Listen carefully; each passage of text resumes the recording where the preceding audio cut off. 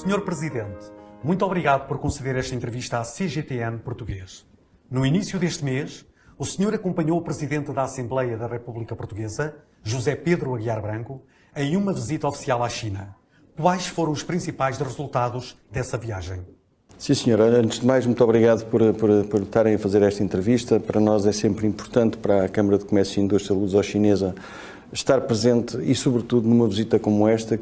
Vamos ver, esta visita revestiu-se, sobretudo, um caráter de grande pragmatismo, grande sensibilidade relativamente àquilo que os dois países devem preservar um com o outro. Teve 2 ou 3 momentos em que se percebeu nitidamente que havia aqui uma ligação bastante forte entre aquilo que é a política externa portuguesa, o que se pretende e, portanto, os sinais que são evidenciados com esta estadia.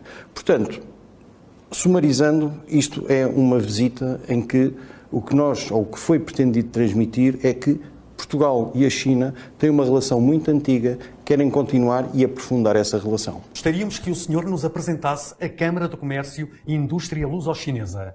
É a primeira organização empresarial portuguesa dedicada à promoção da cooperação económica e comercial entre Portugal e a China. Poderia apresentar as principais conquistas que sua instituição alcançou ao longo de quase 50 anos de atuação? Bom, a Câmara tem mais de 50 anos, portanto ela foi fundada em 78.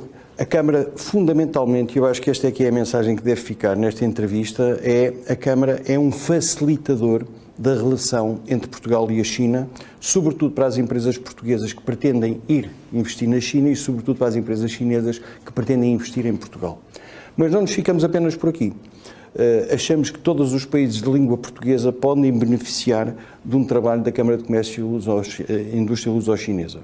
Aliás, eu ainda há bem pouco tempo estive em África e tenho sempre a oportunidade de dizer que, em Moçambique e em Angola, particularmente, dizer que estamos e podemos facilitar neste trabalho de relacionamento. Portanto, a Câmara, o que é que faz em si, quais são os principais pontos? Como facilitador, o que nós pretendemos é mostrar quais serão os incentivos, quais serão os benefícios das empresas que de Portugal queiram ir para a China, e China já não é só Pequim e Xangai. Toda a gente vive com a ilusão que Pequim é a política e que Xangai é todo o business e o negócio. Já não é. A China é muito mais do que isso, existem zonas muito bem desenvolvidas e que podem permitir às empresas, de facto, exportarem ou mesmo investirem em território chinês. E há bastantes benefícios com isso. Benefícios fiscais, incentivos à localização, incentivos à exploração. Portanto, é fundamentalmente isto que nós fazemos demonstrar. Depois, quem vem, como é que se aplica dinheiro em Portugal, em que circunstâncias, como podem fazê-lo, com que benefícios, e, portanto, há aqui um conjunto de situações que nós ajudamos bastante. Portanto, a Câmara tem um papel bastante importante em aproximar as duas comunidades, uma de 10 milhões, outra de 1.400 milhões, enfim, não são bem propriamente comunidades semelhantes, mas pelo menos somos homens e mulheres e, portanto, são duas comunidades que devem se aproximar e nós pretendemos facilitar exatamente toda essa aproximação. Eu acho que começamos por uma relação de ténue, relação bilateral entre as duas economias, e nesta altura atingimos cerca de 10 mil milhões de euros anuais de transações de um lado para o outro. Outra parte importante foi que a Câmara, não diretamente, mas com as envolventes que poderia ter, conseguiu que, nesta altura, o investimento chinês em Portugal, investimento direto chinês em Portugal, ascende a cerca de 15 mil milhões de euros no setor financeiro, no setor energético. Portanto, achamos que o trabalho que a Câmara tem feito ao longo destes anos, e enfim, já vai quase para 50, tem sido um trabalho de promoção da economia chinesa em Portugal, bem como também da economia portuguesa na própria China. Nos últimos anos, a cooperação entre Portugal e a China, nas áreas do comércio, investimento e indústria, tem-se aprofundado continuamente. Como é que o senhor avalia o atual nível dessa parceria sino-portuguesa? Na sua opinião, quais são os principais fatores que impulsionam as cooperações?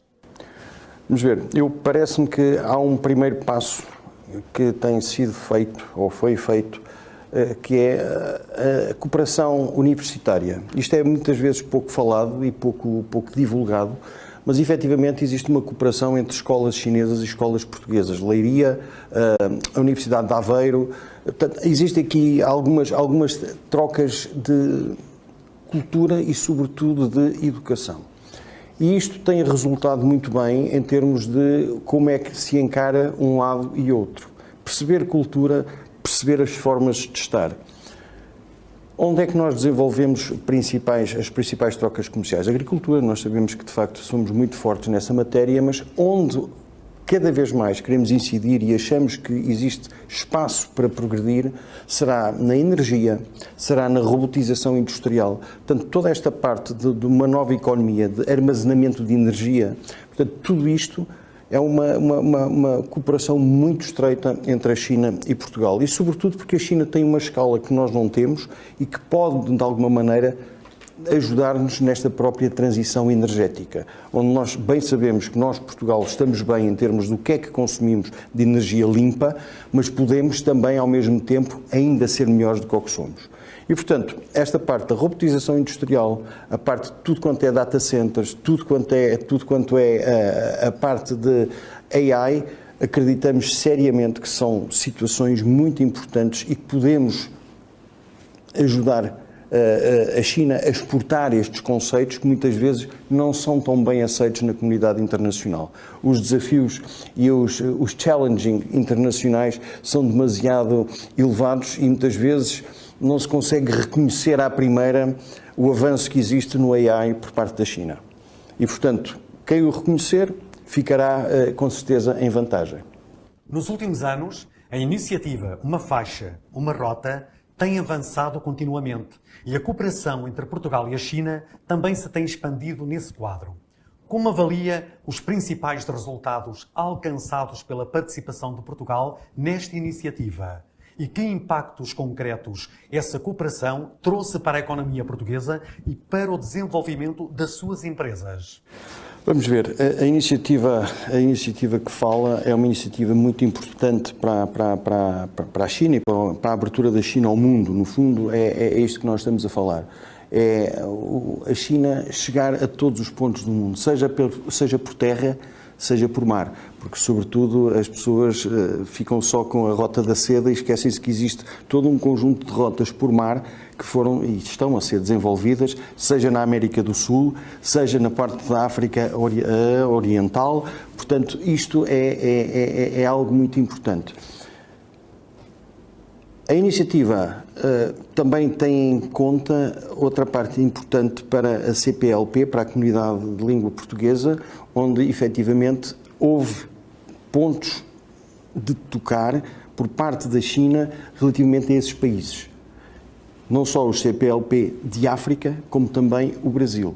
E, portanto, são economias que têm estado na frente, na linha da frente, nesse desenvolvimento de uma rota. Para esta iniciativa que estávamos a falar, muito importante a parte dos países portugueses, ou de expressão portuguesa, incluindo também o Brasil. Como é que isto tem resultado para a economia portuguesa? Muito simples. Uma porta para a Europa, uma porta para a América Latina, uma porta para a África e já agora que estamos na costa ocidental portuguesa, estamos com a costa oriental dos Estados Unidos. Portanto, a plataforma Portugal para a rota e para esta iniciativa é fundamental. Nós somos uma ponte para a Europa, uma plataforma para a África, uma plataforma para a América Latina e uma plataforma também para a América do Norte. No ano passado, num seminário realizado pela Embaixada da China em Portugal, na comemoração aos 20 anos da parceria estratégica abrangente entre os dois países, o senhor mencionou que o 15º Plano Quinquenal da China está altamente alinhado com a agenda estratégica de desenvolvimento de Portugal e que o planejamento de longo prazo e a previsibilidade das políticas chinesas oferecem um ambiente estável para as empresas portuguesas. Na sua opinião, ao promover o desenvolvimento de alta qualidade, a ampliar a abertura de alto nível, que novas oportunidades a China oferece a Portugal? Quais são as áreas prioritárias do 15º Plano Quinquenal que mais se alinham às vantagens portuguesas? Vamos ver, isso é uma pergunta longa e de resposta também longa, mas não vamos alongar, vamos tentar ir aos pontos essenciais. Vamos ver, a previsibilidade para os agentes económicos é fundamental. As oscilações e as mudanças e a volatilidade não ajudam rigorosamente ninguém e qualquer investidor gosta de ter alguma previsibilidade. E, portanto, o plano quinquenal é de facto um plano que, de alguma maneira, ajuda quem vai, sabe o que vai ter e o que vai receber. E, portanto, nessa medida, eu creio que qualquer investidor português que queira entrar no mercado chinês sabe exatamente quais são os setores.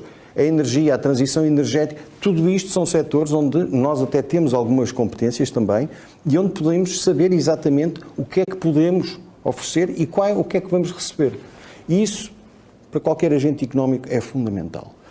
E eu acho que aí também é importante dizer que é preciso ter um plano de médio e longo prazo, onde sabemos que efetivamente é aquilo que estamos à espera, ao mesmo tempo que temos que ter a agilidade suficiente e a habilidade, chamemos-lhe assim, de saber gerir algumas alterações conjunturais que não serão estruturais, porque a estrutura está no plano quinquenal. Sabemos quais os setores, quais as atividades, o que é que se pretende demograficamente e como é que prevemos o que é que demograficamente vai acontecer. Portanto, tudo isto nós sabemos.